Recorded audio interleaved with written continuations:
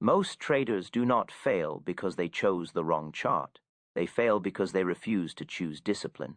They jump from minute to minute, chart to chart, chasing certainty in places where it does not exist. They believe faster decisions mean sharper skill. They believe constant activity keeps them ahead of the market. What they are really doing is running from stillness. The 1-hour chart is not a compromise between speed and patience. It is a test of maturity. It moves slow enough to punish impatience and fast enough to expose hesitation.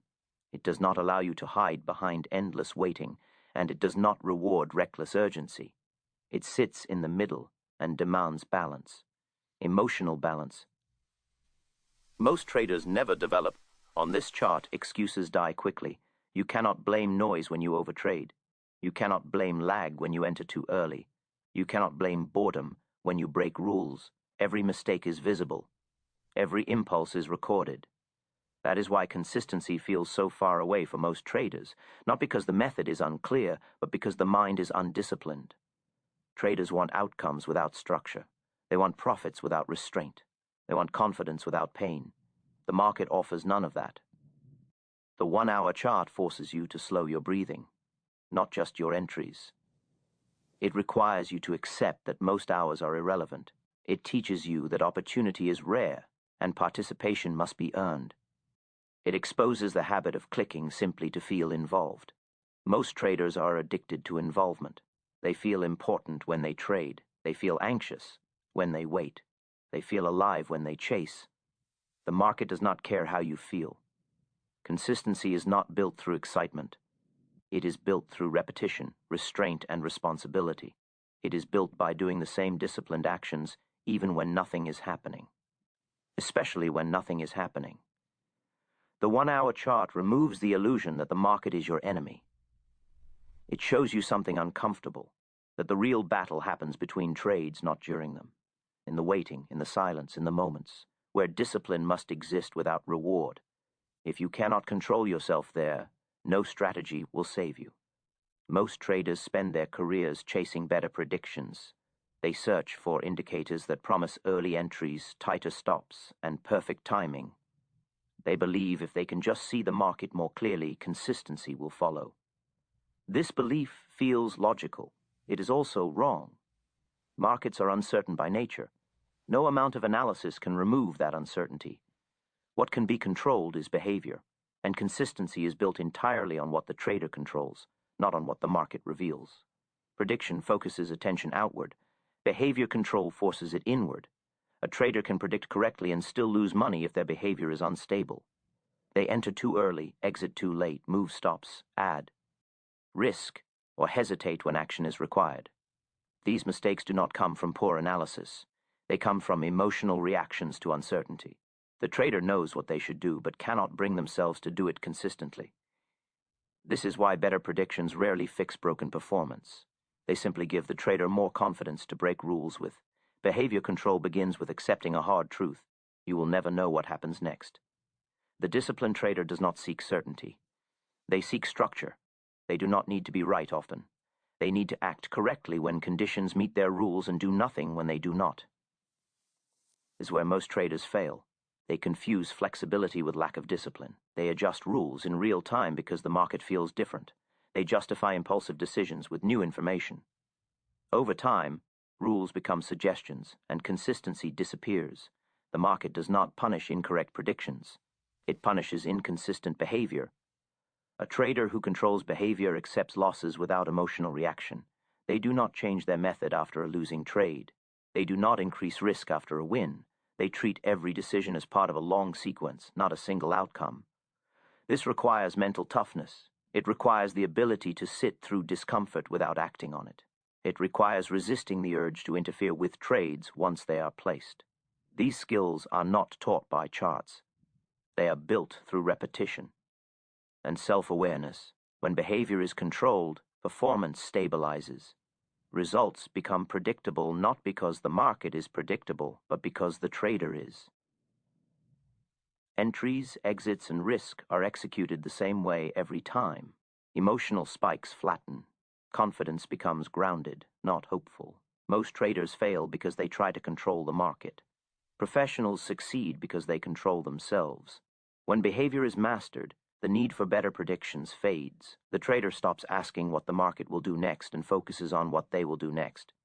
That shift is where consistency is born. Most traders believe their main problem is entering too late or too early. They blame the chart, the time frame, or the signal. What they rarely admit is that both mistakes come from the same source, a lack of emotional balance. The 1-hour chart has a way of revealing this with uncomfortable clarity. On faster charts, impatience hides behind constant opportunity. There is always another candle, another setup, another reason to act. On slower charts, hesitation hides behind endless waiting. The 1-hour chart removes both hiding places. It moves slowly enough that impulsive traders feel restless, and quickly enough that fearful traders feel exposed. This is why it is such a powerful mirror. An impatient trader sees the 1-hour chart and feels late before anything has even happened. They anticipate moves that are not confirmed. They enter during formation instead of completion. They convince themselves that waiting is weakness and speed is strength. When the trade fails, they blame the entry, not the impatience that caused it. A hesitant trader suffers differently. They wait for perfect confirmation that never comes. They watch valid setups unfold without them. When they finally act, it is often late, emotional, and poorly executed. The loss that follows feels unfair, but it is rooted in fear of commitment. The 1-hour chart does not favor either personality. It demands balance. Balance is not comfort. It is controlled tension, the ability to wait without forcing and to act without hesitation when conditions are met. This is far harder than it sounds. It requires trust in rules and acceptance of uncertainty. Most traders lack both. They want certainty before entry and comfort during the trade. The market offers neither. It offers probability, and probability requires discipline to execute consistently. The 1-hour chart gives enough time to think, but not enough to overthink. It pressures the trader to commit to a decision without rushing or freezing. This pressure reveals character. Impatience shows up as premature entries, overtrading, and rule bending. Hesitation shows up as missed trades, late entries, and emotional chasing. Both lead to the same result, inconsistency. The trader who masters the 1-hour chart learns to regulate their internal state. They recognize when the urge to act is emotional, and when the need to wait is fear-based. They do not obey either impulse. They obey their plan. This is professional behavior. When impatience and hesitation are brought under control, execution becomes clean. Trades are taken for reasons, not feelings. Missed trades are accepted without regret. Losses are absorbed without drama. The market does not care which weakness you have. It will exploit both. The 1-hour chart simply makes that exploitation visible. Most traders believe overtrading happens because their strategy produces too many signals. This explanation feels logical, but it avoids the truth. Overtrading is rarely caused by charts, indicators, or time frames. It is caused by the trader's relationship with discomfort. The need to trade is emotional, not analytical. Overtrading begins when a trader feels uneasy doing nothing. Silence feels unproductive. Waiting feels like falling behind.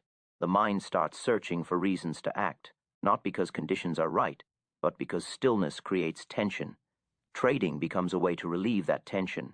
This is not strategy, it is self-soothing behavior.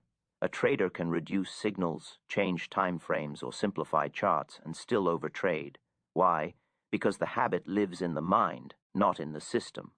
The moment boredom, anxiety, or fear of missing out appears, the trader will find a reason to enter. This is why technical fixes rarely solve overtrading. The market provides endless opportunity for impulse. There is always movement. There is always a reason you can invent. Overtrading. G is simply the repeated choice to act on those reasons instead of following rules. The cost of this habit is not just financial. It destroys confidence. Each unnecessary trade weakens trust in the process. The trader begins to feel out of control, even when results are temporarily positive. Wins feel accidental.